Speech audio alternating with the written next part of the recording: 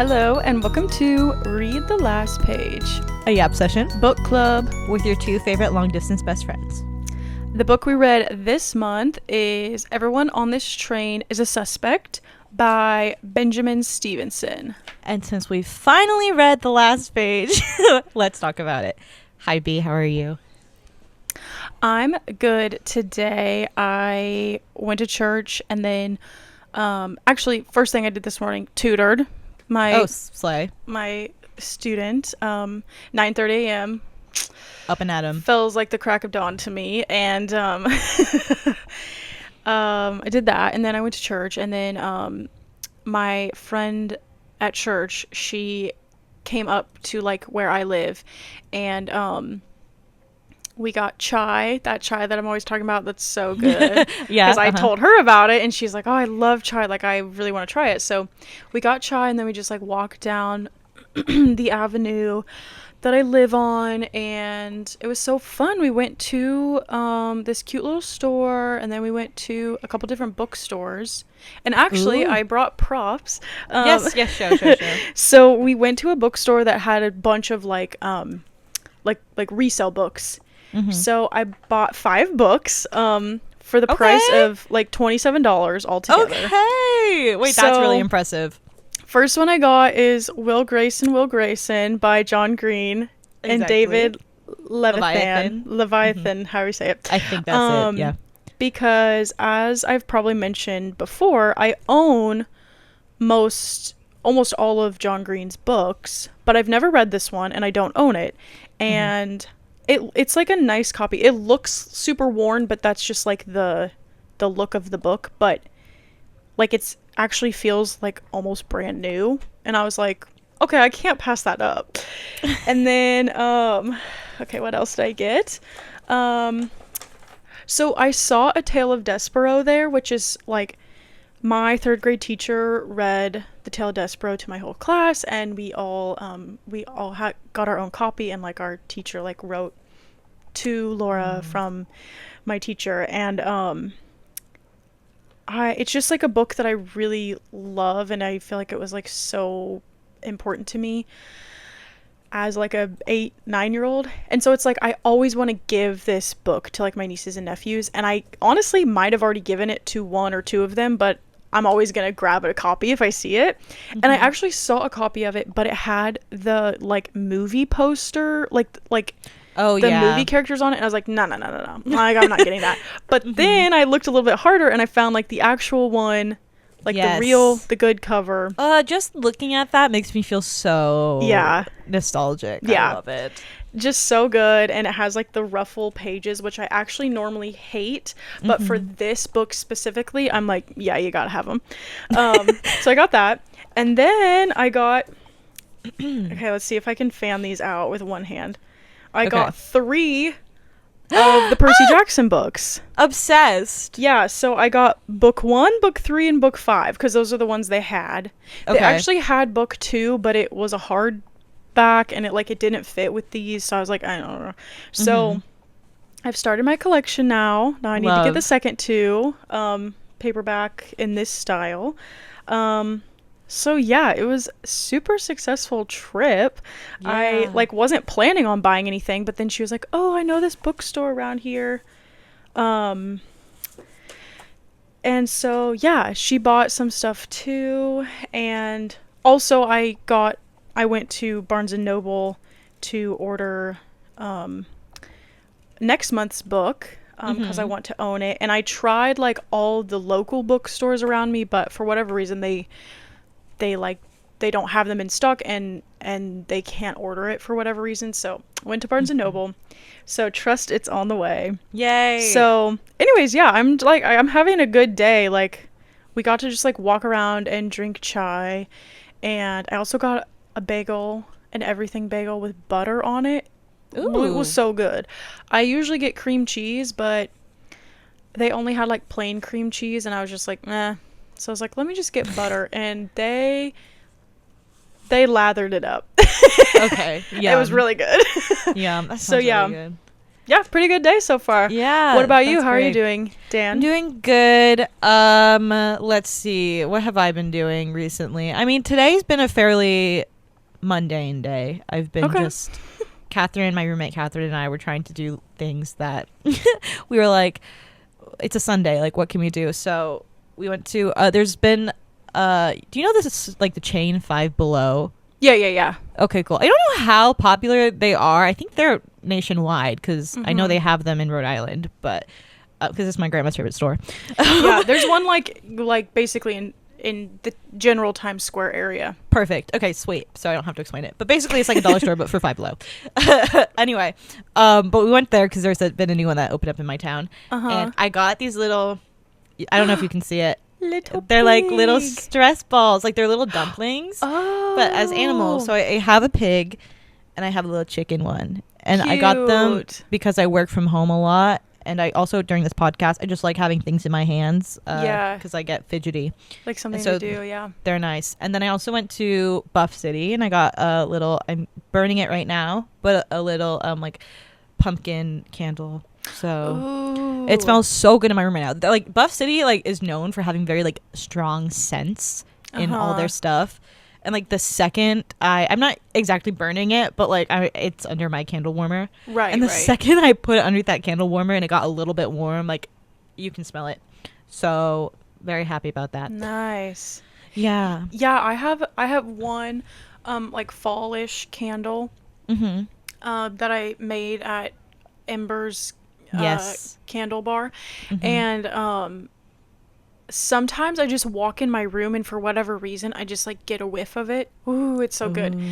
I love like fall scented candles. too. And like but I only have the one, and so I'm like I haven't lit it yet this fall because I'm like I need it to last like all I the way through know. November basically. I'm trying really hard, guys, to get Laura to get a candle warmer because Yes, I put it on my Christmas wish really? list. Yeah, Girl, yeah. when I tell you they make my candles last forever, it's Yeah. so great. Like I have a really tiny candle that's literally this big. Super small for the listeners. But I've been like trying to burn it so that way I can make space for more candles, low-key. But it's been taking forever to burn, and I'm like, or to like, get down to the bottom, and Right. I'm just like, wow, like I love that this is a problem I'm having, but like also I'm like, just can this candle die? So But, yeah. So you said that it's under the candle warmer. I was imagining that it's like a hot plate that you put the candle on. Is it No, like a so- light on top or something? Yeah, I guess you can't really exactly see it well in the Zoom. You can see it in the camera if you guys are watching the podcast, but it's basically like a lamp, and Oh. and it has like a really really high wattage light Like bulb. a little incubator. Yeah, exactly. And so like the candle burns, like it just like heats up the candle, and so Gotcha. it's so great because like I also am really wary about like what I'm burning in my house because of both myself and my cat. Right. And also it's just like, like the candle that we personally both made from that specific candle company that you're talking about, Laura, like, it burns a little black sometimes, which Right. like Very. isn't fun. Yeah. And so like you don't have to worry about that with this Yeah. candle. And yeah. Yeah, like I never noticed that, like when I lived in my mommy and daddy's house, like, like because you remember my bedroom down there was huge, Yeah. and so it's yeah. like a lot of times I would be burning the candle like in the other half of my room. Mhm. I wasn't like breathing in the fumes, and yeah, but I've been noticing it here. Like I can see the residue, like I can see it getting on my windowsill, and I feel like I can feel myself like breathing it in. Like Yeah. I got a sore throat one time. I literally think from burning my candle for so long. Oh my god. Yeah. No, that's not good. Yeah, and Not because like I great. put it really close to my bed.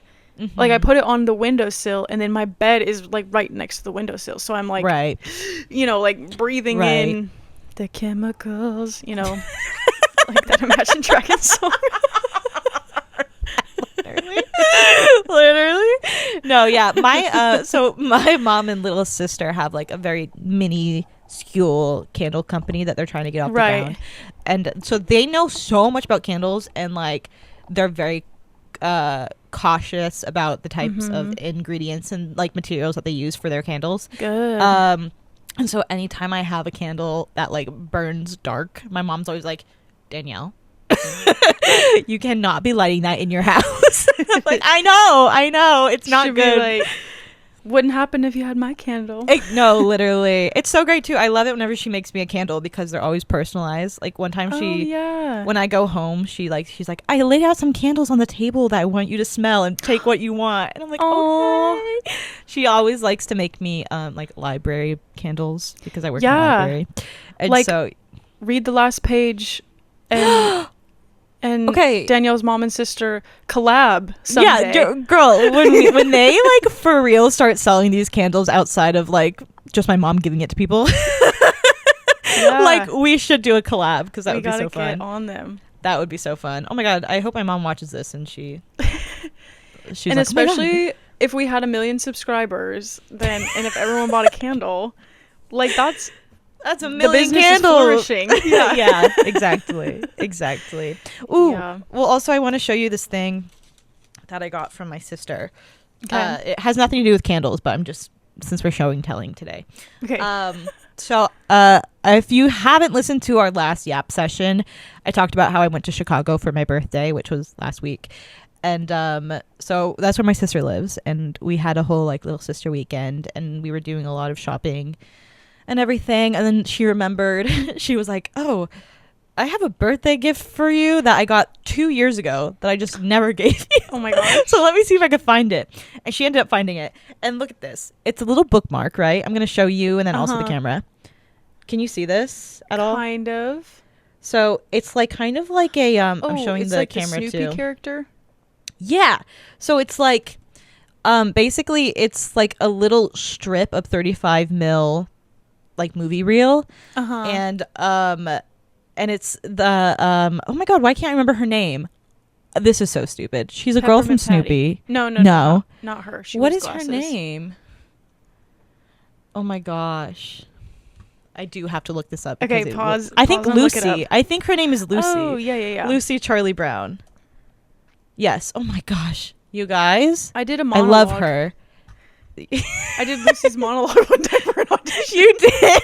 Yeah. We love her, but for some reason I could not remember her name. Anyway, so my sister got that for me, and it's a cute little bookmark, and it's like a little film reel, and I love it. I just love it. Yeah, that's cool. I think my family also has a silly habit of like associating me with any kind of like dark-haired young girl with bangs. Oh, yeah. And so I feel like she got this for me because it probably reminded her of me, even though I don't really have a whole large connection to Charlie Brown. But I do love her. Anyway, so yeah, That's really sweet. cool. I love it. And yeah. I can't wait to give you my birthday gift to you I'm so intrigued. in a month, in a month and a half. Yeah. If I see you. Did I show you what I think you definitely will, by the way. I'm gonna make time to see you. If you can see me. But I'll definitely make time. Don't My worry. people will call your people. Yeah. Did I just show you what Catherine got me for my birthday? I don't think so. Okay, let me get it. But brief intermission, we'll cut that. Oh, okay. But anyway, she got me. Wait, maybe I did text this to you. I feel like you can't did, remember. but I'm really excited to see it again. So for the listeners, it's the Lemonade Mouth vinyl. That is art. Yeah. Put that in the Met. Put that in the Louvre. She was so funny because she was so excited to get this for me. She texted me the second she ordered it, and she said, Danny, I literally was in the shower and I ran out butt naked to order this for you because I had an epiphany that I needed to grab it for you. And I was like, okay, that's insane. And especially because I was like, don't get me a gift. I've been trying to be like really adamant to my friends recently whenever they're like, what do you want for your birthday? I'm like, you don't have to get me anything. Like, truly, Yeah. I don't need a gift. And I know people say that to be nice, but genuinely, like, sometimes gifts stress me out. And so Right. like, I'm like, don't get me anything. It's totally fine. But she really wanted to get me something. And so she got me a Lemonade Mouth vinyl. And when I opened it, I was like, yeah, Yeah, Okay, this was that actually really worth good. running out of the shower too. I know. Like, And she was hyping it up too quite a bit because she was like, "What?" We were at a bookstore a few weeks before, and she was like telling our friend Kara, who works at that bookstore, and like the workers there, she was like, "Do you want to see what I got Danielle for her birthday?" And they were all like huddled around looking at her phone, and I was like, "I feel so yeah, like the But, dramatic irony. I love it. literally. But I'm so excited because, as you guys know, if you've listened to past episodes, me and Laura love Lemonade Mouth to our Yeah. core. It's like basically like one of the founding fathers of our friendship. Mm-hmm. And so a vinyl is just like so lovely to me. Oh, Yeah. also it's really cool. Let me show you what it looks like. I hope everyone's watching the YouTube video. True. This is really like YouTube plug. If you're just podcasting, you're missing out. Ooh. It Ooh, I looks like like. it's like it kind of looks like a lemon with like darker like it's black and Right, yellow. right. But it's very I cool. like it. That is so cool. I know. I'm so happy. I haven't used it yet, but I'm going to soon. Yeah. I trust. That's She will like be dance played. party in your room vibes. So I'm gonna be She's blasting so "She's So Gone." Yeah, exactly. Exactly. The real ones get it. If you know, you know. If you know, you know. Truly. Anyway. Oh my gosh. Okay. Well, I just remembered that this is a book club episode. We've just been yapping. So sorry. No. I loved it all. I know it is really important to us, audience, listeners, watchers, that we can just chat sometimes. Right. I also am looking at our Zoom time right now, by the way, and we're currently at 1 hour and 3 minutes, and that's just because before we even started recording, me and B were just talking for like 45 Yapping. minutes straight. We were like, "Hey, so how are you?" That's like the exclusive, like, if we had a Patreon, like, I like, know. the pre podcast chat. I know. I low-key feel like we should just go ahead and bite the bullet and do a Patreon, even though no one's going to subscribe. But, like, I'll be listening. Yeah. And the one thing about us is, if no one else is gonna ride for us, like, we're gonna hands. That's the only, I feel like if you're going to have a podcast, this is what I'm learning, is, like, I read a book one time about where a lady wrote like her book, and she was like, one thing that's funny about writing a book is like the people who you kind of expect to read it don't always get around to it right away, but then the people who you would never expect would read it almost immediately. Oh yeah. And I low-key feel like that's kind of how it is with a podcast. Like, it's like some people, like my family, who I'm like, oh, they're gonna listen to this, like they'll be like, I haven't listened to your podcast yet, by the way. And I'm like, okay. But then like people who I haven't spoken to on Twitter in years from high Right. school or something will like message me and be like, love the podcast, la la la. And I'm just like, okay. like, it's So sweet. yeah, but you do have to learn how to ride for yourself. Yeah. For sure. Because like I need, like, if there's anybody who's a bigger fan of the podcast than me, then I think I'm doing my job wrong, because I want to be really happy and passionate Yeah. about True. what I'm putting out. So yeah. True. Okay, so if we want to get into the book. Sure. So we read Everyone on This Train is a Suspect, which I would say is like an adult fiction mystery. Yeah. Yeah. I would say it's mystery, almost sometimes a little thrillery, but mostly mystery. Yeah. We had some requests from the Peanut Gallery to like wait a little bit longer before we get into the spoilers. We're gonna try to we'll see how it goes. Yeah. Talk a little It's an bit experiment. more about like some overall Non-spoilers. thoughts on the book and like general things that aren't gonna be too specific and too spoilery. So if you haven't read the book yet, you're still safe to listen. Mhm. Of course, if at any point you're like, okay, I know I want to read this, so I'm gonna pause, like, go for Right. it and then come back. Right. We'll try to warn you though, like, before we start talking spoiler, but yeah. Yeah, that was really good. Okay. Yay. Okay, yeah, so do we maybe want to like kind of describe what this book is if you haven't heard of it before? I don't think this is I think this is one of those books that like you've probably seen around like your new to shelves bookstore kind of At the local displays. bookstore, yeah. Yeah, but I don't know actually how widespread or popular this book is outside, like on online spaces maybe, or like in other people's book clubs or wherever you kind of see book recommendations. So like if this is your first time hearing about this book, it's by an author called Benjamin Stevenson. And I believe this is book 2 of a series, but you don't have to read the first one. In fact, he actually makes it really clear in like the first few chapters to explain kind of, he wants to catch up the reader if you are like very, very new to this book and haven't read the first book, or like if it's just been a while since you've read the first book. He's really good at kind of giving you some explanation for what you might miss or just forgot about. But yeah, so Everyone on This Train is a Suspect is about a like writer turned detective of a sort, and basically he is invited to a writers convention with a lot of really talented authors, and during this convention one of the authors is murdered, and he kind of takes it on himself to solve this mystery because, as you learn in the first book of this series, he has some experience solving mysteries. Solving murder mystery. Yeah. Murder mysteries, yeah, exactly. And so another thing like about them being all authors is they're all mystery writers. Yep. So that's kind of like the whole thing is like, ooh, like anyone here might know how to pull off a murder because they've written and researched, and they've know written how and researched, like how to do it. So it's kind of like there's an extra layer beyond just like a bunch of random people on a train.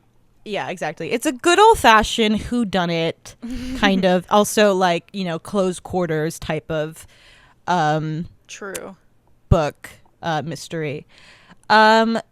So yeah, I guess does that feel like a very good overall to you, B? Would you add anything else?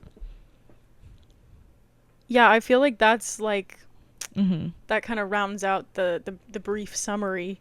Yeah. This is going to be a hard one to say much about before we get into spoilers, just because the whole book is about the spoilers, the mysteries. I mean? Like, yeah. Exactly, so, exactly. You're right. We're trying our best. Okay. Yeah, this is the first time we've ever done a non-spoiler section, so it's a real experiment. Oh, okay. Jinx. Well, this is just random, but as I was reading it, I was just trying to think, like, when's the last time I've read a mystery novel? I was thinking that too. I can only think of movies that I think I've watched. Like, I was comparing this a whole lot to like Knives Out, which I don't think you've seen. No, I haven't. It's like a very popular, you know, mystery now franchise. But like that's the only one I could think of, and I felt really bad because I kept comparing it to a movie. Right. Yeah.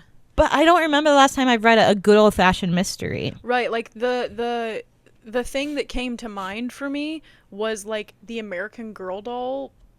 like some of the American Girls have like these mystery novels that are like, they're like longer than like the regular, you know how each doll has like their 5 books or whatever, like Kirsten saves the day, like then like later like these books were published that were like longer, like bigger chapter books that were like mysteries, and I remember reading those and I loved them.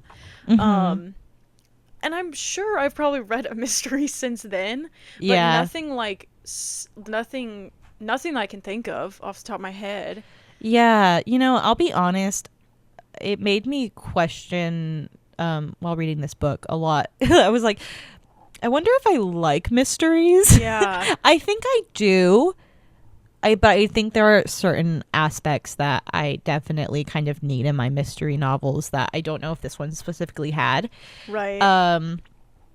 Like, I don't know. I think it's like I don't read the type of mysteries that I think this book was really kind of pulling from, if that makes sense. This author was maybe pulling from. So it made me think a lot of like Agatha Christie, which I have not read any Agatha Christie books, but I've seen, I know what they're about, and I've seen like the movies that are currently coming out of that are adaptations of Agatha Christie's most popular novels. It's like Murder on the Orient Express, Death of the Nile. There's a new one that was I like, remember you telling me about these. yeah, and so like I think like specifically Murder on the Orient Express I think is probably, again, I have not read the book, but I'm assuming that like he was getting a lot of inspiration maybe from like the type of like large cast mystery whodunit aspects of that book. But yeah, but I don't know if I like those types of stories, specifically large casts kind of pointing the finger at everybody type of mystery. Right. I feel like that was really like something I struggled with this book. And for me, like something about this book that I'm not sure that I like, I think, okay. Yeah. Basically, if that made any sense, like I got you. The narrator in this book is an author. Yeah. And it's not Benjamin Stevenson. It's like Ernest Cunningham. Ernest Cunningham. That's the person in quotation marks. That's the person that's writing this book. And so I think what was hard for me, like I think that I'm open to mystery, but I guess I maybe wasn't super vibing with like this very, very first person account. And sure. like it was like biased. It's obviously biased towards Ernest's perspective. And I don't think that it's like, oh, I don't want to read a first person mystery, but I think like the the constant reminder and knowledge that he was like retelling this after seeing it. I don't know. Does that make sense? Like it just was like not, I feel like I would have liked more to read like a third person like account of this exact story, because I think the story was interesting, but I just like didn't, I just was like, I got a little bit tired of the like narration style, I guess. That's interesting. I was gonna ask you, if you guys haven't read the book, of course, since we're in the non-spoiler section, it's really important to note that this book is incredibly meta, if that makes sense. Yeah. It really is one of those books when you're reading it, it's like Laura was kind of saying, like the author is writing the protagonist / narrator to act like he is a real person, and like he is writing this story because he lived it. And so it's like it's like a Daisy Jones-esque type of feeling where you kind of want to look up Ernest Cunningham and like you're expecting to see like his like Wikipedia page pop up online, but like he's not real. It's kind of like Lemony Snicket. Like, oh sure, yeah. Like Lemony Snicket isn't a real person, but he wrote the series of unfortunate events. It's like Ernest Cunningham wrote this book. Yeah, that's a really good example. Yeah. So because of that, it's like he opens up the book. This isn't a spoiler, by the way, because it's literally in the prologue. Basically, like explaining that he's about to tell you like a murder mystery case that he lived through. And like he's like, I'm going to be like recounting it, and he does these really funny things too, where it's like the killer is mentioned in this book 106 times or something, you know, and so he'll do things like that, and it's like a real, I don't know, we'll get into it more later, but it's a real big aspect of this book, and I think I really liked that. I thought it made the book really fun. But I was going to ask you specifically if you felt like this type of narration style helped or hurt the story more. And it seems like to you thought it ultimately maybe ended up hurting the story more than it ended up aiding it. It at least hurt my personal enjoyment of it. Sure. I don't like, I don't think it was like bad and it should never be used and it was done poorly. Like, it's not that. It's just like I think I just didn't really like it so much. Yeah. But I don't know that I would say it like hindered the story or like hindered its ability to get across what he wanted. Yeah. It just like didn't really like register with you. I just didn't like it. Sure. Yeah, I think so. I want to get into a lot more about this in the spoiler section, but what I will say about this is I liked it and I thought it's what probably made this book the most unique. Like if you were to pick up any mystery book, I think and you picked up this one, I think what would make it stand out from all the other mystery books on the shelf is the fact that it has this type of narration style and it's very like kind of silly, funny, meta-esque murder mystery type of storytelling. And I like it, but I think there was so much of it. Yeah. And I do think that ultimately there were times where it made me like either disconnect from the story or like I felt like maybe tension wasn't used as much as I wanted it to be used in a mystery novel, if that makes sense, because we had so much input from Ernest as a protagonist / narrator that like it was almost like I feel like we're maybe getting a little too much inside of Ernest's head that like we're already being offered through like the fact that he's telling the story firsthand. Like we don't need so much interjection that he gave, if that makes sense. Right. So and again we'll get into it more later I think, but but like that's what I will say about that. I do think it's very fun and I liked 80% of it, but there were times where I was a bit over it, so I totally get where you're coming from, B. But I feel like this is still spoiler free. We can cut it if it's not, but also in this book that was sort of interesting is very, very relevant and now things were mentioned like TikTok, and that you don't like that? Like, it's so jarring to me for some reason. I think it's like I try to like understand that like that is the reality of the world we live in, and if you're writing a book that takes place in 2024 or in the past couple years, like that's not like TikTok and other big things like that are literally very prevalent in our lives. Sure. So I try to like understand that like it's not wrong to mention stuff like that, but it just feels so odd to me. I don't know why. I think it's because I immediately become so aware that this book was written in the last 2 years or whatever. Yeah. I feel like it, like, I'm not saying every book should be timeless, but it just like it just dates the book so much. It just like makes me feel awkward reading it.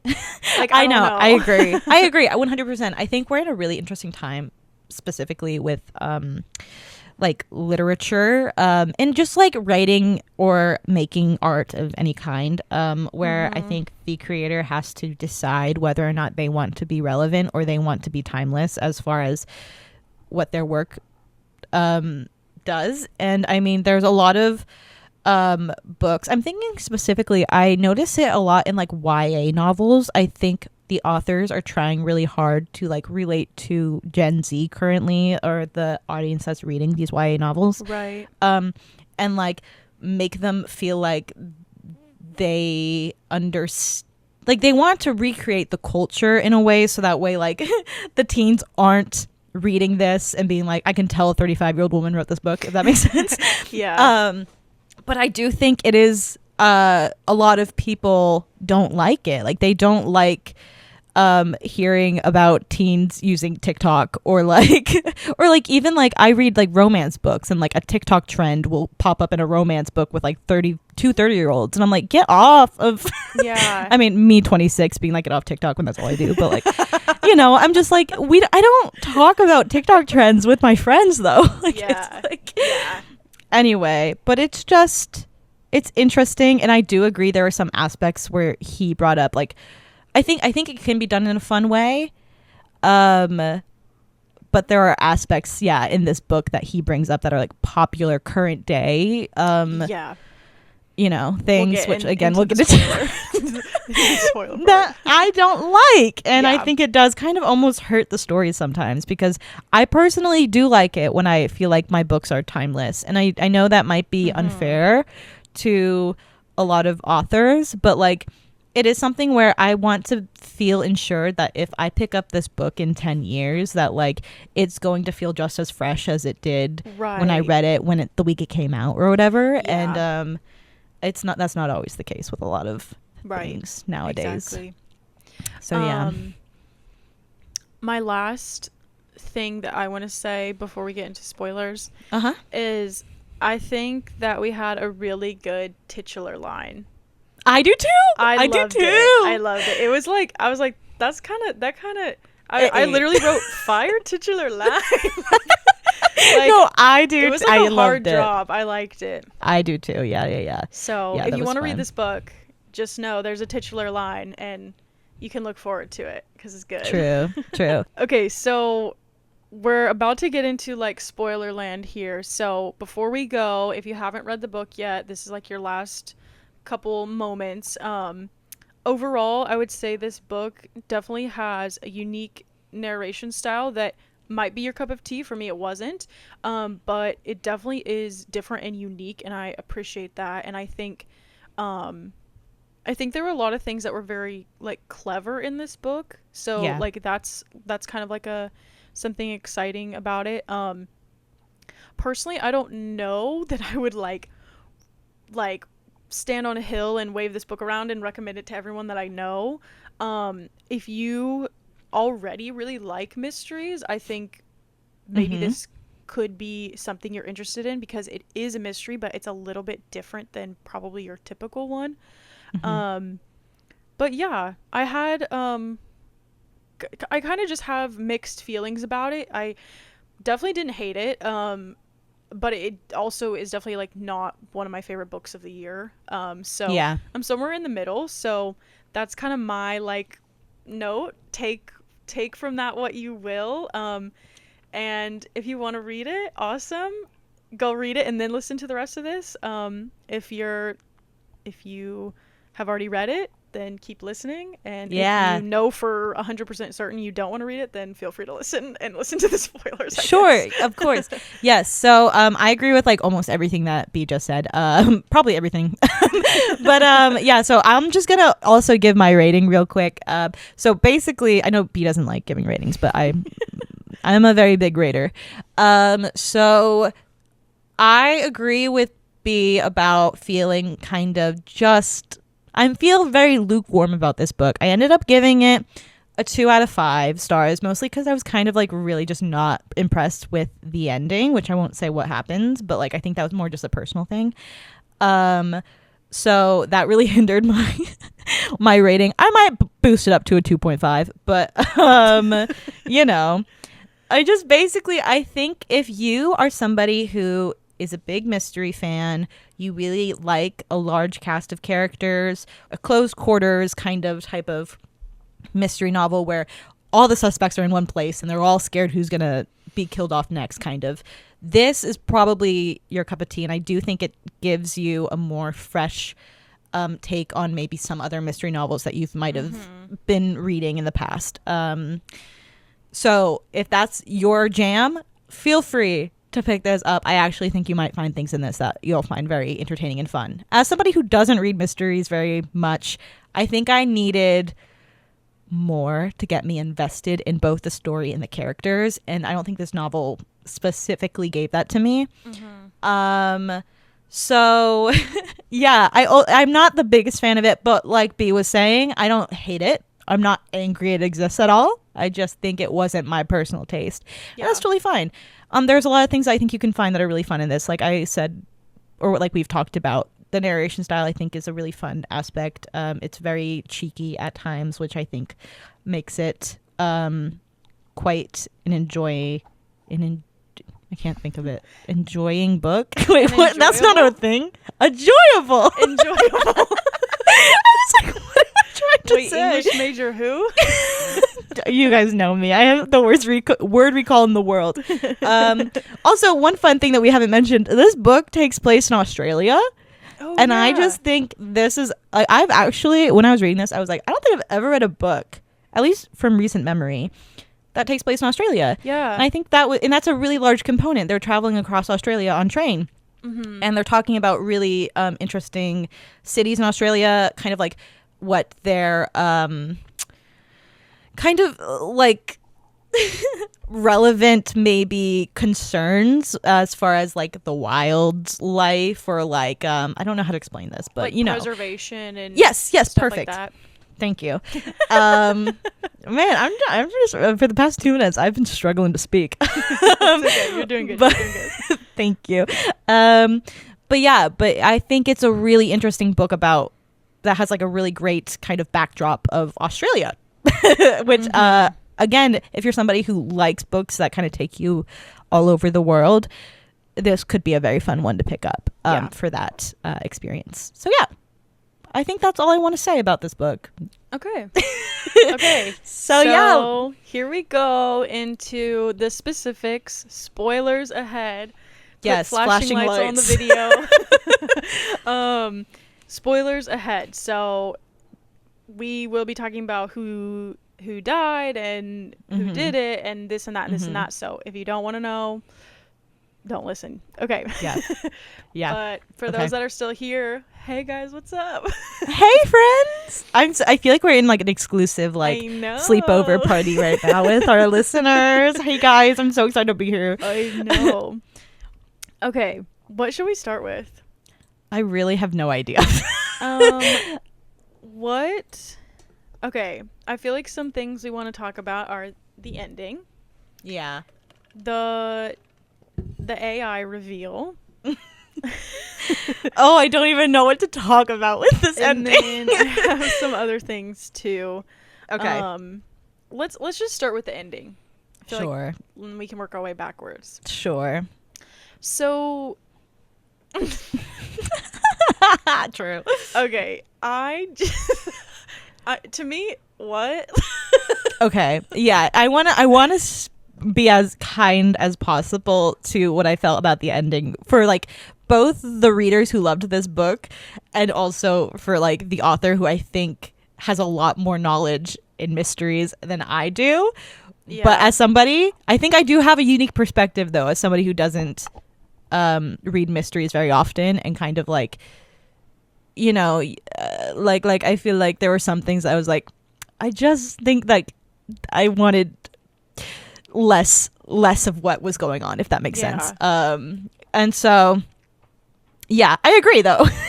Like I like if you love this ending, truly incredible. But like I don't know, I just felt like you mentioned this when you were texting me a few days ago, but it was just a very, very long-winded kind of reveal. Oh, And it's gosh, like yeah.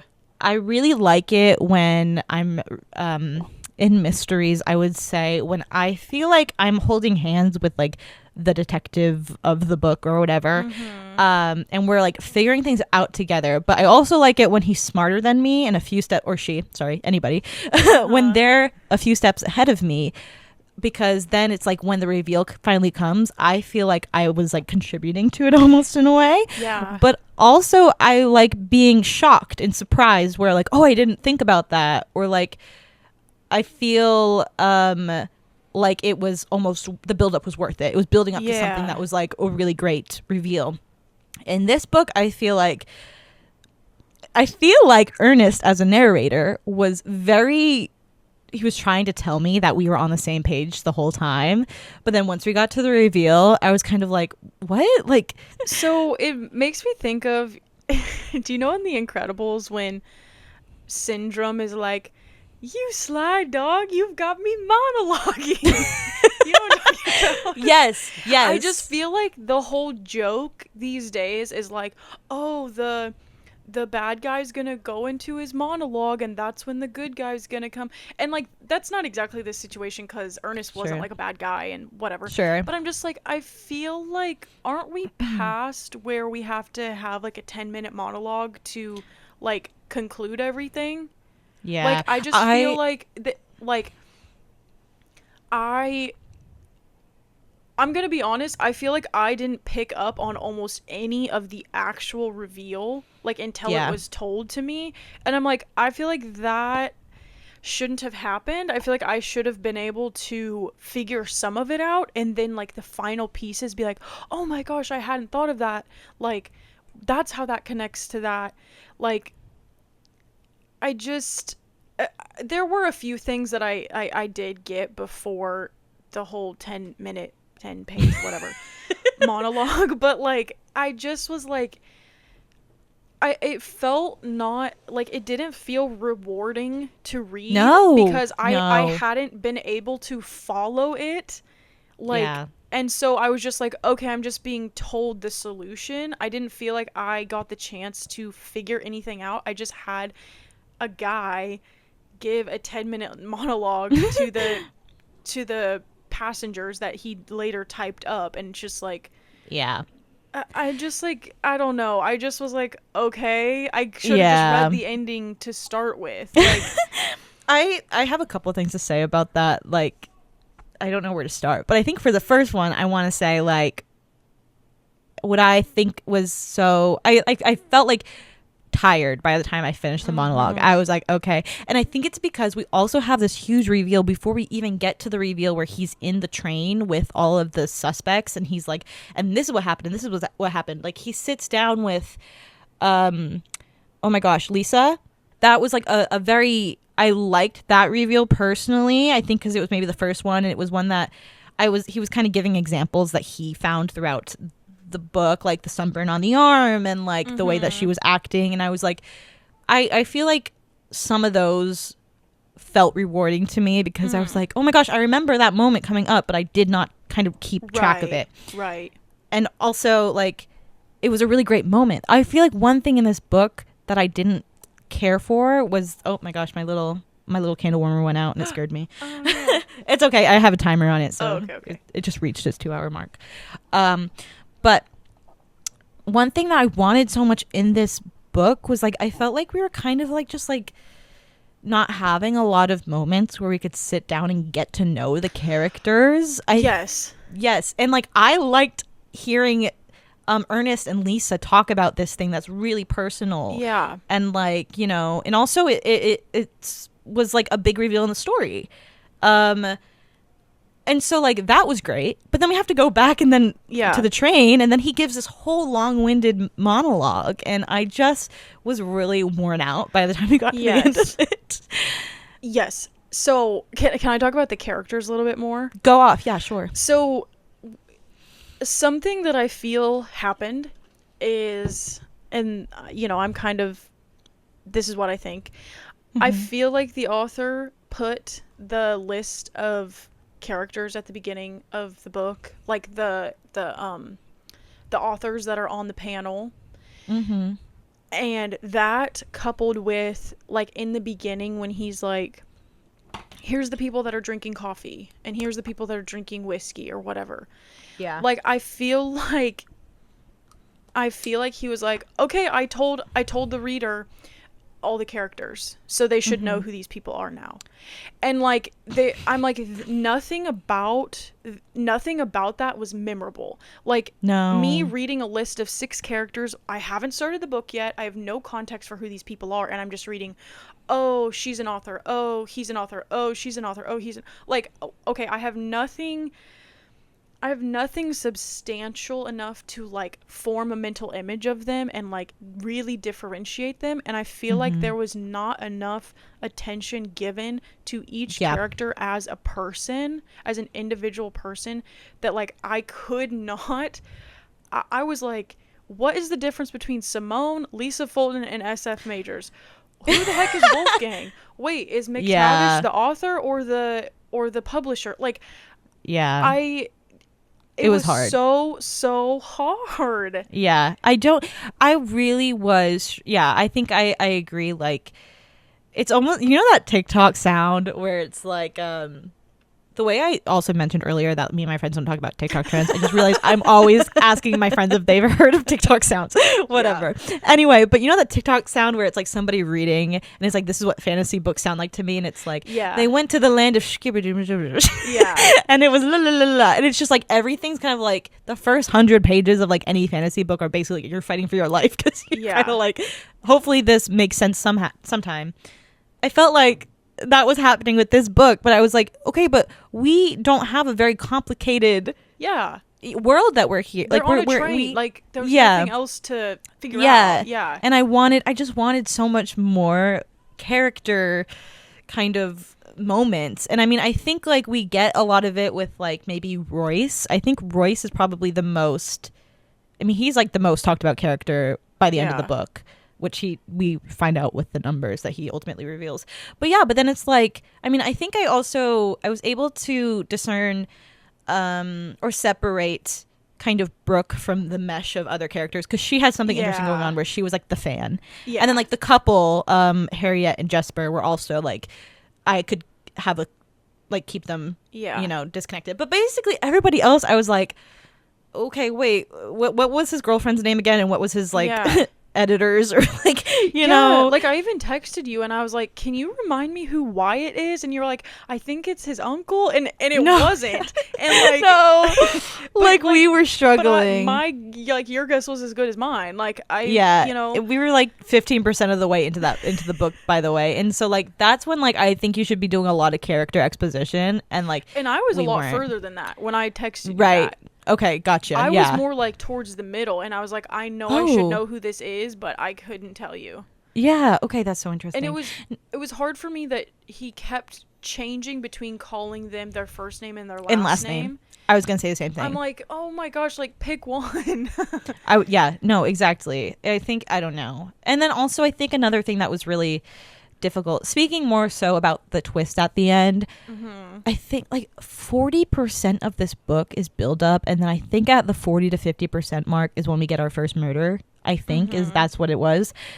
And I was like, I do think that you do need a really big build up as far as like getting to know everything and understanding everything, but like I don't think it was really given.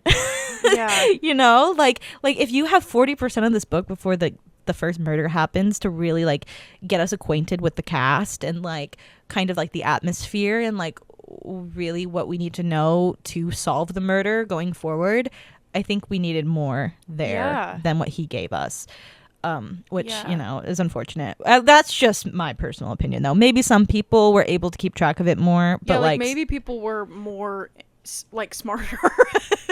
It was me, and like that's why I keep thinking, I'm like, maybe if I read more mystery books like this would like I'd be used to a fuller cast. Like are we just out of touch, or was the book not hitting the mark, you know? I'm not sure. It's hard.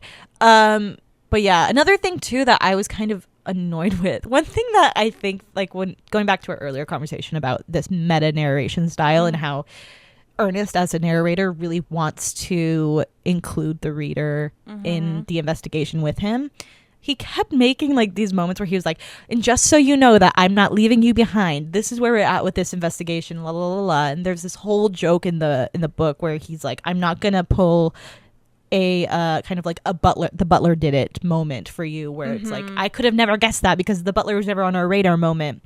And he makes a joke at the end where he's like talking about like, and for those of you asking about the train conductor, like he's not important to the story. Like, I told you I'm not going to pull one of those moments. And I was like, okay, but the thing is you still kind of pulled one of those moments on me, because some of this stuff are things that I would have never as a reader been able to pick up. The AI component, I'm so annoyed. Which maybe that's not something I was supposed to ever guess, but like, it just felt like that was kind of thrown at me, and I was like, what are we talking about? I think like we're supposed to, like, the seed gets planted, his uncle Andy, and the uncle is like, oh, I used ChatGPT to tell me how to solve this mystery that I'm working on. I should have picked up on it because he goes into such a chat GPT Yeah. monologue, and I was like, is he preparing for the future if this ever doesn't exist and he just wants the reader to know? I didn't pick up on that. You're right. Like, yeah. Well, I didn't pick up on it until just now that we're talking about it. I'm like, oh, Okay, sweet. He did plant the seed by bringing it up earlier in the book. But yeah, Right. I thought it was just to show that the uncle, like, doesn't want to do his own work and just wants the easy way out. Like, I thought that's the point of why we were learning that he was using AI and chat GPT or whatever. Yeah. Yeah, it just like, I'm just, okay. Can I get into a related point, but kind of a new point? Yeah, do whatever you want, of course. So, kind of along with this whole art project that Wolfgang was doing of, like, he's just using AI to write a book and, like, under the name Erica Matheson, and, like, that's his whole, like, public art stunt. Mm-hmm. That, along with, like, the narration style and, like, the way that the quote unquote author Ernest Cunningham is always like, and I know how to write a mystery, and I know that, like, this is what normally happens, but I'm gonna do something different, and, like, ooh, to me, and I'm sorry if this, like, ends up coming across offensive to the author, but the actual author. But to me, it felt like so much of this book was, like, trying to prove that the writer is, like, a genius and knows what he's doing. And, like, like, I just feel like it's, like, he should have, like, instead of writing a book where there was this, public art thing, he should have just done the public art thing. Instead of, like, writing a whole book where it's like, oh, wouldn't this be such a genius public art stunt if someone did this? I'm so, does this make sense what I'm saying? Yeah, no, I get Like, you. Like, this is kind of like the easiest example I can give of what I'm trying to say. Mm-hmm. In I think it's in the epilogue, which I guess is Juliet writing, but it doesn't matter who's writing. But, like, they mentioned something about how Matheson is Alan Turing's middle name, and Alan Turing is, like, the guy who, like, did, like, solved the, like, kind of the basics of coding to, like, solve the war codes. You know what I'm talking about? Yeah. Yes. Like, super, super smart guy. And and so Juliet's like, oh, like, did you know that Matheson is Alan Turing's middle name? Like, the father of, like, algorithms? Like, sure. Like, wow. Because, wait, side note, Wolfgang is the one that is actually Erica Matheson, right? Yeah. Yes, I believe so. So, like, Juliet in the epilogue is like, wow, like, that Wolfgang, he's always, like,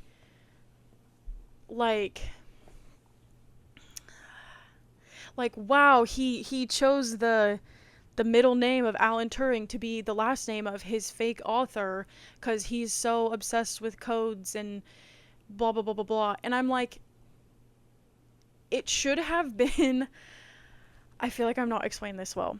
It should have been that if I, as a reader, pick up on the fact that Matheson is the middle name of Alan Turing, I'm like, wow, Benjamin Stevenson, that was really clever of him to use that. But instead, I'm told in the book, hey, wasn't it really clever that I did that?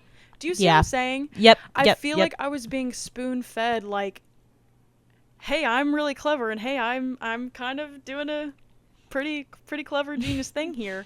I just didn't like that. I just felt like it just exhausted. Like, okay, I get it. Like, you're yeah. That that's was, a good like, point. the clearest example of, like, I had that sort of similar feeling throughout a lot of the book. But that was, like, the most blatant. Like, when I read that sentence, I was like, really? Yeah.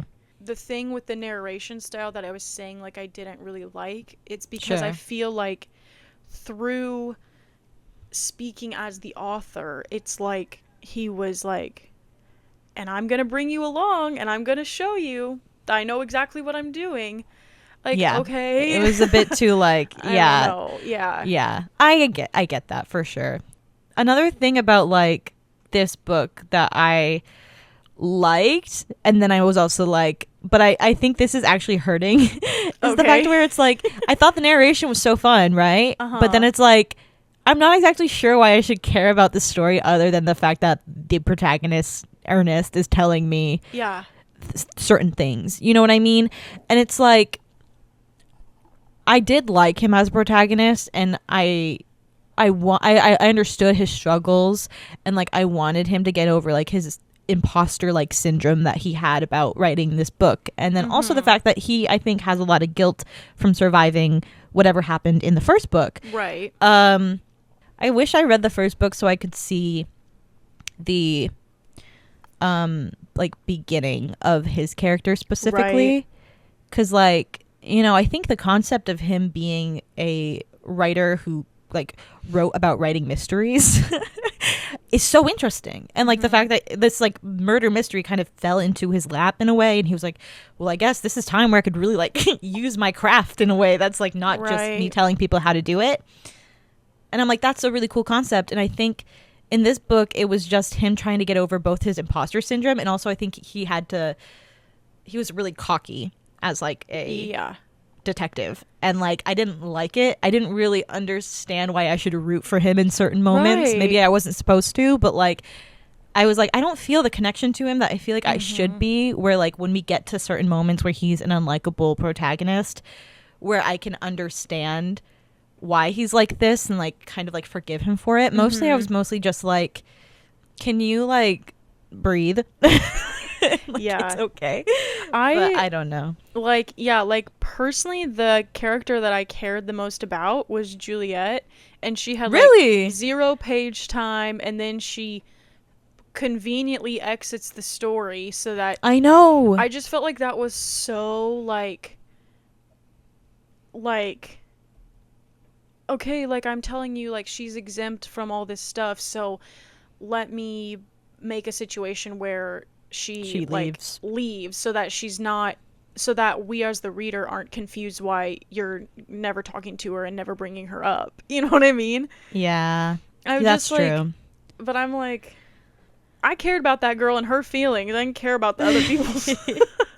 Yeah, you know what? Now that you're mentioning it, I kind of did in the beginning care more about Julia as a character. Like she was probably the first one I gravitated to towards Mhm. outside of Ernest. But like I don't think I liked her arc in this. Yeah. Cuz like I mean, I don't know. I didn't like the whole like I don't like it when the relationship is used as like a conflict point in a book that's not exactly about a relationship, because it's like, you know, like I kind of mentioned, sorry, this is so stupid. Like I maybe we'll cut this. But like one thing that I don't like is when like a person gets with person because of this specific incident that happened, and then that person does the same thing in the next book, and then it's like, oh, now all of a sudden it's a conflict, if that makes Yeah. sense. Yeah. Do you know what I mean? So it's like of course you got with me because I was a beautiful singer who's really ambitious. Like now that now that you're seeing it from like a perspective of being in a relationship with me, why is this a conflict that we have to kind Mhm. of get over, if that makes sense? Wait, what's the singer?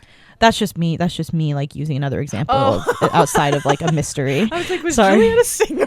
No, you know what I was thinking about, which is this is so stupid, and also like we shouldn't be bringing up people's personal lives and theorizing. But like I was thinking about like Joe Alwyn and Taylor Swift. Oh my gosh. And how everyone, I'm not saying this is Yeah. what happened, of course, but like everyone's theorizing that like what happened was like he got with her at a time where she was like Taylor Swift, who's like a very like successful singer, but like they were able to form their own little kind of world together. Mhm. And then the second that she really started to blow up, a lot of people speculate that he got like insecure or like overwhelmed, or like didn't really love that version of her as much as like the world did, and so Right. that's why they broke up. I'm not saying that's what happened, I'm just using it as an example because I'm thinking about it. No, that And, makes like sense. that's What what you're saying. yeah, that's what the internet theorized. But anyway, I don't like that when something like that is used in a Yeah. book, because it feels redundant to me, and it feels like I'm like, I don't think this is a worthwhile Yeah. conversation or conflict to have in this book. I feel like it's just pulling from other more fulfilling conflicts that we could be having with the character. Like, I think Ernest dealing with the guilt of surviving whatever happened in the past is so much more beneficial than him trying to sort out whether or not he can be engaged to Juliet. Yeah. You know what I mean? Yeah. Like, I think it's just like, I don't know. Maybe it's just a me thing. Whenever- but truly. Whenever, no, I don't think it's just a you thing. I think that's valid. Whenever he's like going to investigate and Juliet's like don't go, like don't go. It's I literally wrote like, Alexander, come back to sleep. I have Like, an early meeting out of so it was so like Hamilton coded. Yeah, unfortunately. that's so true. That's really real. Yeah, I guess mostly like I like was more interested in Juliet. I like in the sense that I wanted her to have more going on in a more in-depth story, and like I feel like I saw her as a person more so than a lot of the other characters, because a lot of the other characters I couldn't like wrap my head around who they were, but I feel like I could like I got glimpses of who she was, and I was just like, oh, now she's gone. Like I wanted there to be more room there, more growth there. I think that's like also such a unfortunate weaker point of maybe this book, because I'm thinking about the people who have read the first book and probably had a connection to Julia as a character in the first book and were excited to see her more in this one, and like just knowing that like you only get like so much of her, and like her story's kind of not really as fleshed out as you'd want, is like both upsetting to returning readers and newer readers who like were interested in her story. Like I do feel like she could have been, I would have loved it if they were like a pair in this kind of working the case together, and maybe that's what happens in the first one. Again, we don't know. we're in a sticky situation because we are reading the second book. So sorry, were you done with that thought? I don't want to cut you off. Yeah. No, you're good. So talking about Juliet, talking about women. Sure. There's this whole part where I literally don't even remember the context. Let me open up my book. Page 178. Like Ernest says, you seem on good terms with Wyatt and you were willing to agent McTavish. And then Simone says, it's a brave man who accuses a feminist of double standards, Ernest. And then he's like, I didn't mean, and then she's like, I know you didn't mean that, but you don't get to say things like that because blah blah blah blah blah. Feminism. Yeah. I'm sorry, but this anytime I'm sorry. Again, No, I don't want to be offensive, but no, it's okay. Anytime there was some touch of this, to me, I this is what I wrote. I'm sorry, but it reeks of being written by a man trying to show his main character is a good guy, even when he comes off the wrong way. Like I want to applaud the author for trying to bring up like that women struggle in every field. Any career field, there's always going to be men that are making things harder for women. But any time that it was brought up, I just oh my gosh, it was painful to read, like I know, especially I agree. after reading lessons in chemistry, like I so agree. and yes. like I just feel like Ernest was made to seem like a bumbling oops, I didn't mean it like that, I was trying to girl power. I'm just like, oh my gosh, like and I do think Ernest like is a good guy, and I don't think he was ever doing anything to be misogynistic or anything like that. I think he was trying to like always, well, I don't know, because he did say things like that, like, well, you seem on good terms with him and you worked with him, so. But then we're supposed to be like, oh, but he's like our main character good guy and he would never mean. I'm just like, I just Yeah. I just didn't like it. I'm Yeah. like, No, if you're gonna bring it up and like try to make a feminist point, like I feel like maybe it should have gone through a few more women before it got published. Do you know what I mean? yeah, you know what? I feel like I definitely picked up on the same thing that you were picking up on. You know, like it feels like there's so much nuance that isn't given to the audience in certain situations, and it's like the fact that like women, specifically thinking about women in creative fields like writing, are constantly kind of undermined by their male counterparts, and like I wish we had more care to it, and I feel like Yeah. we weren't given that. And I think it's just like, yeah, the nuance wasn't there for a lot of points in Yeah. this book, and I wanted it to be. Yeah. Yeah, I don't know how I feel about everything I just said, so maybe we'll cut that later. I thought it was good.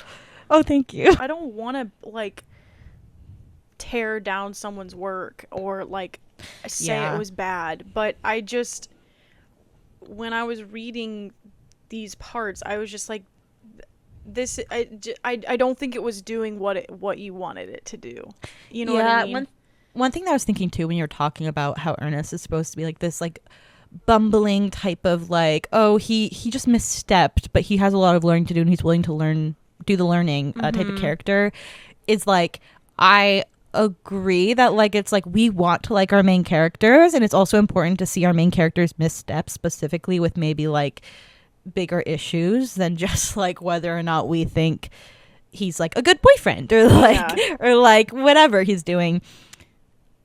There are some things though that I just don't feel always great about. Like, do I have to question whether or not my main character is a misogynist right now? Is like kind of like one of those things that like specific books, I think that could be a really effective thing. But for this one, I was like, I don't actually know how much it's needed for me to question if like Ernest is a good man as far as like being respectful and kind and Right.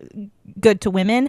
And I think it's like you can still have that in your book through other characters. McTavish was a horrible man. Royce, no. Who was the guy who died second, who was covering up the Wyatt, the publisher? Also a horrible man. And we can explore misogyny and like all the structures of the patriarchy through those two characters. And I'm sure honestly, I think a lot of the conversation that he was bringing up was like, oh yeah, okay, good point. Yeah.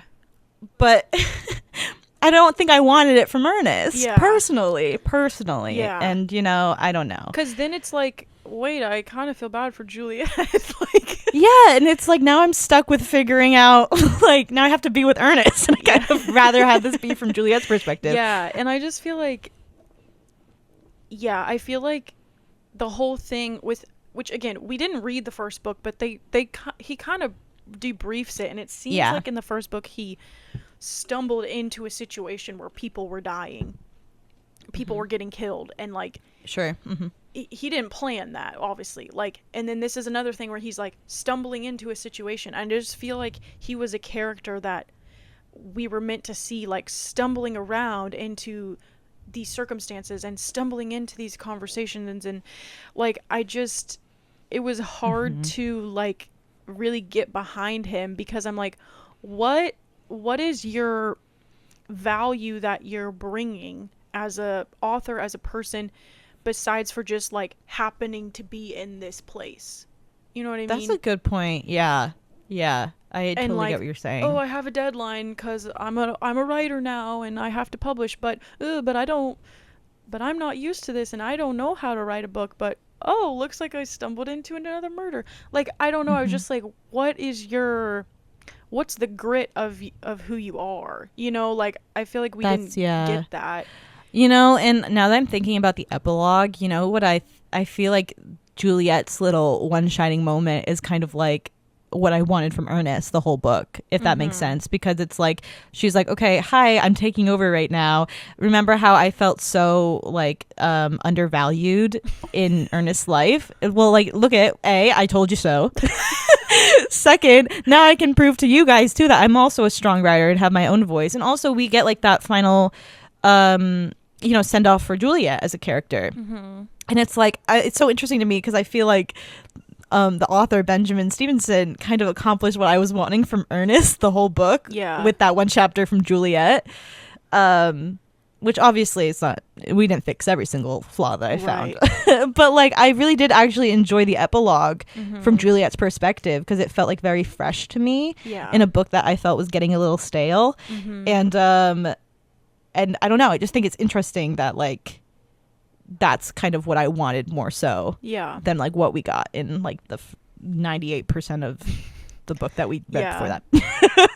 After talking about a bunch of things that I wasn't a big fan of, I want to say one thing. Yeah, talk about, because we don't think that, by the way, this is like a bad book. Yeah. Like we just feel we're just getting into rant mode on accident. Sure. So. Accidentally got into rant mode. Now we're gonna step back. But I liked how he wasn't afraid to like do creative things with the chapters. Like we had a chapter 11.5 and it felt very like, okay, something just happened and like let's like before we get to the next chapter, like let's talk about it real quick. I liked that. And then I liked chapter 20 was just she said no. And I was just like cracked me up. I really liked that sort of creative which I feel like it went along with the entire narration style that even though it was like he was writing a book, like it was very much like talking to the reader, Yeah, I like it. I like a good fourth wall break. Yeah, and I feel like that was done well. I liked that. Yeah, like I liked those I little agree. bits. Can I say something along those lines too? So for this book, I was reading on my Kindle and listening sometimes, so I would switch back and forth. But one thing that was really interesting about this was the audiobook made some changes to some changes because there's an American version and an Australian version. But like what I want to talk about is like made changes while you were reading or listening to the audiobook that were different from what the book said. So like, for example, there was like a line that said like, words on a page aren't a legacy until they're read, which honestly that's a pretty good line. But then the audiobook continues, which this is not on like the page I checked, and says or listen to I know you've got the audiobook. And I was like personally I really really love when there's like that care and attention to detail That's kind of in cool. the work. Yeah, like that I felt like was so fun. And so that's one thing that if you did listen to the audiobook that like I think was like a little treat. Yeah.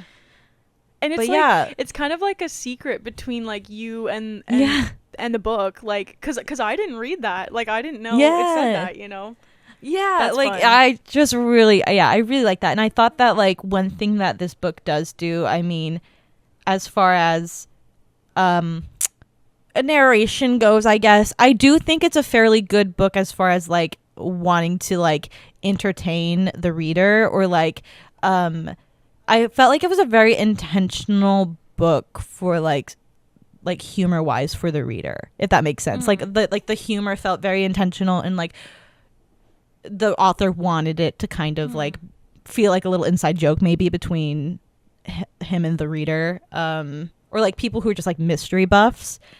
And sometimes I don't think I loved it completely, but I do think it was something that I did appreciate, that like he decided to take the time and like you could tell that he's a guy who probably really has so much love and care for like the mystery genre and like has read so many books that are like this, that like I think he understands that there are a group of people who really really love mystery books and wanted to make a book that would be like a wink wink nudge nudge, isn't this fun that we're all in on the joke together.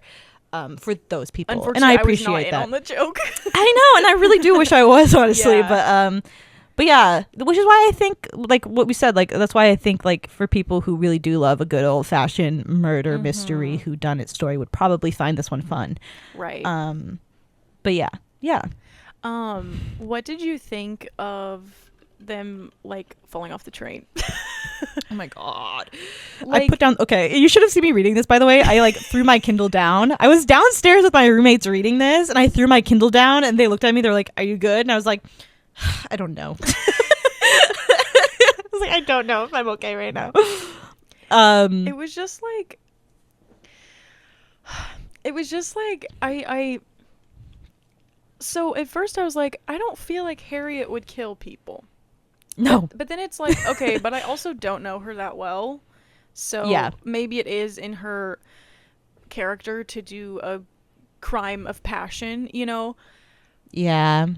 But then when Jasper like tackles her off the train, I'm like, that to me, I'm like, Jasper is the one who was like, Harriet, I don't recognize you. Like, who are you? Like, I can't believe you would do this. Like, Yeah. what's going on? I found it a little hard to believe that he would like sacrifice both their lives. Like, I'm like, was he so blinded with rage that he like did something he like would regret, or was he like, I have to save all these people from my murdering wife, and like the only way to get her off the train is if I go too? I didn't really I don't think, understand like the motive of him like Pushing pulling them the off the train. I'm like, Yeah. okay, I can like find myself a way to believe that like Harriet would like do this crime of passion. But I'm like, but the way that Jasper was so shocked and appalled, and then now he's gonna kill people, like I was just like, huh?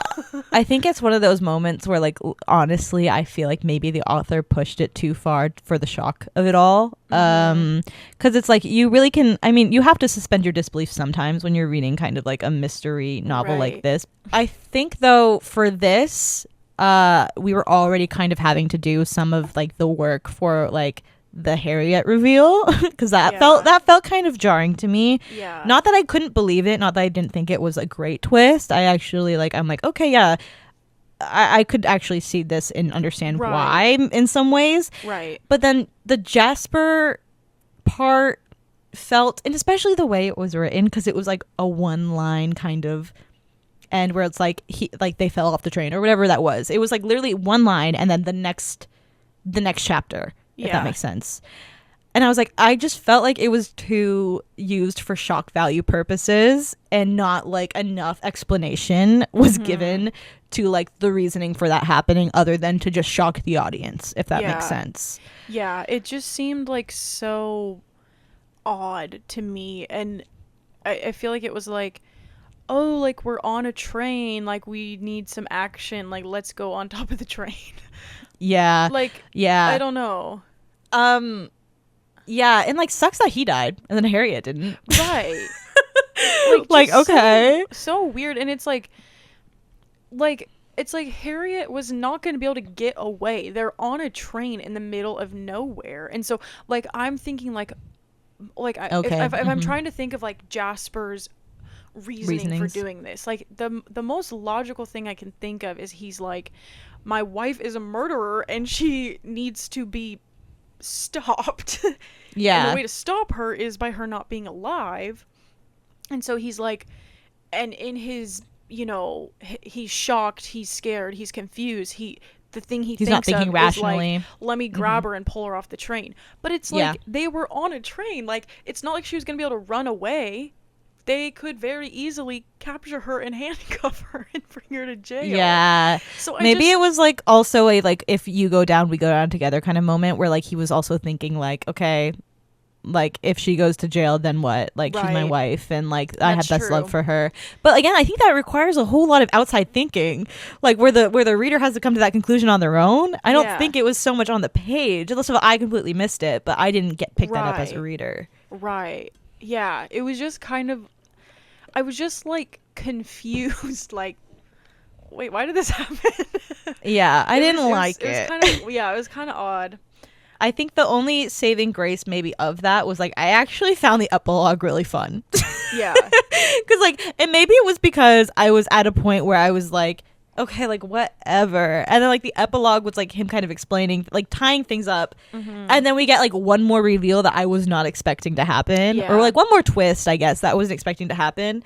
And I was like, okay, that's actually kind of fun. And also like I was texting you while I was reading it and I was like, did Harriet and Jasper just die? And you were like, where are you? I I was like, because I can't review right now. Yeah, and you're like, just like keep reading, and then I was like, what? Harriet's back? Yeah. But I thought that was kind of fun too. Also because like, you know, again using kind of this narration, third wall breaking or fourth wall breaking, sorry, method that, you know, the author was really going for. One of the things that, you know, you kind of count on throughout this book is like the fact that the narrator is going to get out alive, because like he's writing the book And as he he's literally kind said of he would, yeah. Yes, exactly. And so it's like, and also he builds up this trust with the reader kind of throughout the book, where he's like, and don't worry, I would never like do this to you or like lie to you or like like all this stuff. And then it's like at the end to like have it in the epilogue be like, oh, there's a knock on my door. And then the next page is like, oh, so he died. Wait, And- he didn't die. no, I know, but Juliet starts the epilogue being like, and then Ernest died because he got stabbed, and then she's like, just kidding, he's actually in the hospital. I was like, wait, did I read? I think she says the exact Yeah, words yeah. that he died. Either that or I just ran with it. But anyway, she But does it's say like, that he but got it- attacked. You could believe, yeah. Yes, You could think, and oh my gosh, someone else Yes. is writing the epilogue because he died as he finished the book, you know? yeah, exactly. And it's like that's something that you're not expecting as a reader, and I felt like that was like a really good. Yeah. It was fun, and I think it was effective. Yeah. And it was just like something you weren't expecting. So I opened it up. This is what it says. Mhm. This is I not warned the him or place for something. gloating, but I did warn Ernest his stupid rules were going to get him killed. Yeah. Yeah. So, And that's which a I'm good like, tie back to like to the beginning. exactly. And it's like, and then we get Juliet back, and also like I Mm-hmm. loved the idea of like switching perspectives, because like it's like that's one thing that you definitely will not expect to get if you're reading a first person Right. kind of narrated book like this, is like you're just like, okay, I'm pretty sure I'm gonna stay in Ernest's head. Yeah. And it's like, oh, just kidding, now like Juliet's writing the book. Like I thought that was like a really fresh kind of way to end it. Right. Can I also say one more thing? Yeah, of course. So one thing that I actually, it's kind of something I disliked, which I know we're kind of on the pros right now, but really quick. One thing that I was really expecting out of this book, or hoping out of this book to get, was like a really good train atmosphere, if that makes Yeah. sense. And I personally don't think we got it. I kept forgetting they were on a train, to be completely Yeah. honest. Like, other than like every so often him talking about how they were passing through a town, or they're about to come to a stop, or like whatever, I kept forgetting they were on a train. I feel like there are certain things that you need when you're telling a story on a train, and that's like a feeling of real claustrophobia. Yeah. And I think that can be used so effectively, specifically with a murder mystery, because it's like you're breathing down each other's necks. Everyone's so and close. Yeah. yeah, and it's like you get really intimate as far as like being in people's personal space all the time. Right, and you're seeing them all the time. Like, Yes, and I feel like we didn't really get a whole lot of that, and I wanted more of it. Like, I wanted to feel Yeah. anxious to be on this train with these people, and I don't think I ever got that. Yeah. Especially while you were on the train. I know, by the way, guys, so I read this book while I was traveling to Chicago on a train. And like, if you guys don't know, I don't really like taking the train, because first of all, it's like a long journey and like kind of boring, as if you're like traveling through the Midwest. You see a lot of wheat and cornfields. But also like I get like kind of motion sickness really easily. There's like really bad food. You kind of have to be really close to people a lot. It's not the best way to travel, in my opinion. And so like I wanted to feel like kind of like some of those annoyances of like, and you get it here and there, but like I just felt like it could have been Yeah. utilized so much more. Yeah. Yeah, I don't know. So that was like kind of one thing that I was kind of disappointed with this book. I want to tell you what I accidentally read that connected with something earlier. Remember when I was texting you? Yes. So on page 130 is when we kind of were seeing all of the reviews, and I clocked right away that it spells ghost. I just knew. I was like, okay, they're all in an order. What are we looking at? Okay, it says ghost. And then he kept talking about how like there's no ghosts in his story because that wouldn't be fair play rules for a murder mystery. So I was True. like, what? Like, kept waiting. I was like, when is Ghost gonna come back? Like, what does this mean? and I was opening up my book, and I do not like spoilers. Like, I never look ahead. I usually, when I read a blurb, I don't even read the whole blurb. I just read 5 sentences. As soon as I'm interested, I stop reading the blurb and I'm like, okay, I'll read the book. Like, I Mm-hmm. like to know as little as possible. But as I was opening my book, I accidentally saw a sentence because it was like the beginning of a chapter, so it was like really prominent on the page, and it Mm-hmm. said it was the sentence that was like, a ghostwriter, simple as that, or whatever. And I was like, gosh. I was like, Yeah, you oh kind my of. gosh. And so I was like, that's what ghost means. Like, I'd been waiting and waiting to like see what ghost meant. But of course, like, I didn't it's not like I knew right away it was Wolfgang, cuz then I Yeah. thought the big reveal was like um um Jasper being Erica Matheson, Yeah. and not that Wolfgang was Erica and Jasper was McTavish. Like, I Yeah. I didn't get all of that until like basically right at the end, but I Yeah. was just like, I was like kind of upset because I was like, no, like I revealed it like before I meant Oh, to. that's actually so annoying. But yeah, I I just was, oh gosh. yeah, I was telling you earlier that the only thing I think I got as far as like the big reveal, the only thing I saw coming was the fact that I didn't know who, but I knew that either Jasper or oh my gosh, Harriet um like had written some of, was it, oh my gosh, why can't I remember any of their McTavish? names? Yes. Like his work.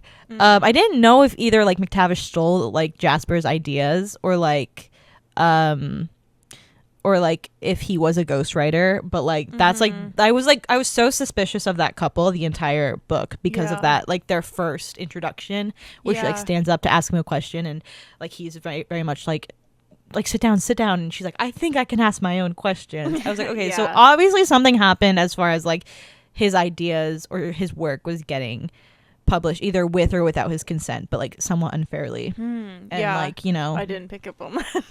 really, Yeah, okay, that's we'll smart. slide. That's Thank smart. you.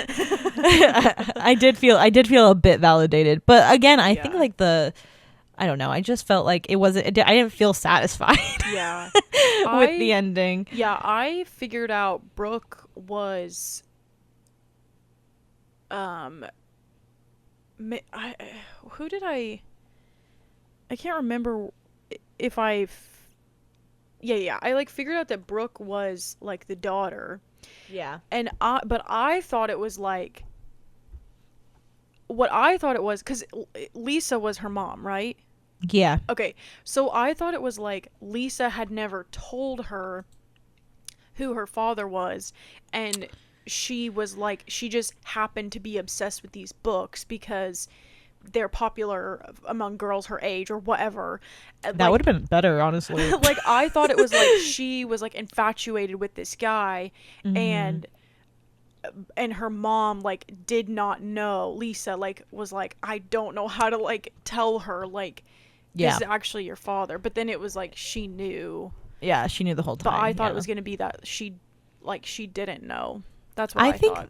I think that would have been better because then I think we could have gotten really fun character work with that Yeah. one. And like, I don't know. It's okay though. Yeah. But yeah, that's interesting. Yeah. Yeah. What's silly is I thought that we were not going to be able to fill the time for this book personally. I knew I Really? was going to be able to fill the time. I was so scared because like I was telling B this, but I was like, I just feel so meh about the book, and I Yeah. feel like for meh books, it's kind of hard to talk about them because like you don't have like as many strong feelings about them as you would for books you either hated or like Right. loved. Right. And so I was just scared that we'd both be like, yeah, and this was like whatever. But like I'm glad we kind of had pros and cons Yeah. to discuss. Again, like, I'm not like upset that I spent time reading it, but Yeah, no.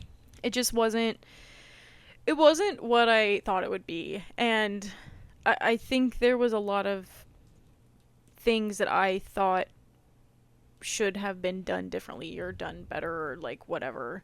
Mhm. But Mhm.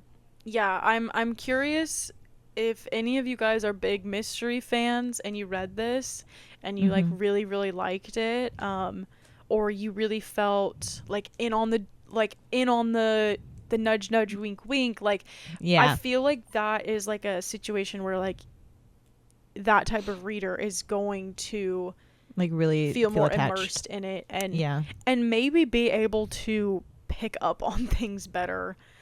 Like, I know. I don't know, it's just something about, I think the biggest reason I couldn't like lock in and sink in is because I could not keep the character straight, and so Yeah. the things that they were doing that I was supposed to probably being like picking up on and like, oh, that character's doing that and that one's doing that, I couldn't remember who did what because I couldn't remember Uh-huh. which person was which. It's not that I was like not paying attention or not trying to pay attention, but I just couldn't keep them straight. So Yeah. No, that's how I feel too. yeah. Um so yeah, so I don't know. This could just be cuz I was so intrigued seeing people online talk about it because it seems like a lot of people did find this to be a really refreshing kind of mystery and that they really liked.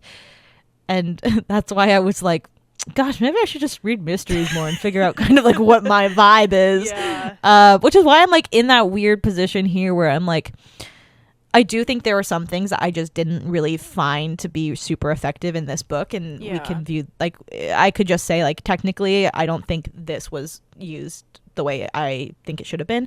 But then there are other things where I'm like, I definitely just don't think this is my taste. Yeah. You know? And that's totally fine. Yeah. But I feel like I would have, like, I feel like for me in a mystery more, I want the situation to reveal the truth more so than me too. the narrator. than the character like figuring out and then debriefing everybody. Me too. I do think So- that's 100% my feelings about this Yeah. book. And why it wasn't completely connecting for me. Yeah. But yeah. But I also I wouldn't be opposed to actually reading another one of his books. I probably won't read another one of Ernest Cunningham, sorry. Like books in the series. Yeah. But like if Benjamin Stevenson continues writing mysteries, I might be inclined to pick up another Yeah. one, depending on what the story is. Because honestly, I really personally liked the way he wrote. I thought it was super fun. And it was like, I think this could be more of a fast read if I cared about the characters. Yeah. And not so much of a struggle to get through toward the end. But Yeah. that's okay. Yeah. Anything else to add? I don't think so. Okay. Yeah. My video's getting close to 2 hours, and I'm worried if we go over, like, mhm. we won't be able to save it. That's a good point. Yeah. Do you Okay, wanna- yeah, no, so we can, You were ready to wrap it up? yeah, let's wrap it on up, my girl. Okay. Well, thank you everyone for listening to Read the Last Page. Our music and illustrations are by the wonderful Sage Timothy.